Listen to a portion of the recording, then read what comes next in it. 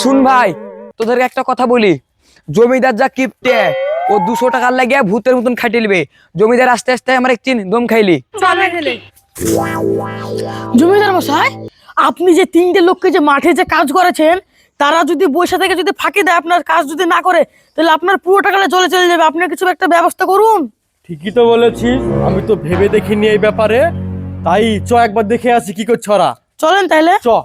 বসতে একটা হেভি লাগছে, ফাঁকি মেরে টাকা নেবো। পিস্তালি তো জমিদার মশাই, ওখানে ওরা ফাঁকি মারছে। তাই তো রে, বাহ চামচা, তুই তো ঠিক কথা বলেছিস। তো 200 টাকা প্রমোশন। তোদেরকে আমি কিসের লাগে কাজে নিয়েছি? সারাদিনে কতটুকু ঘুরেছিস তোরা? দেখছিস না এইটুকু যেটুকু ঘুরেছিস, একটা বাচ্চা ছেলে আর থেকে বেশি ঘুরবে। তোদেরকে 200 টাকা এমনি এমনি দিব, আমাকে যদি তোরা মারে ফেলবি। কাজ তাড়াতাড়ি কর।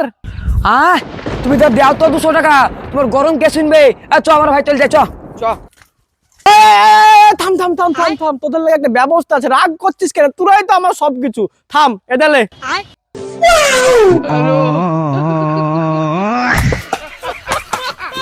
জমিদার মশাই, আপনার মাথায় তো বিশাল বুদ্ধি, আপনি কি করে কাজ করে দিয়েছেন?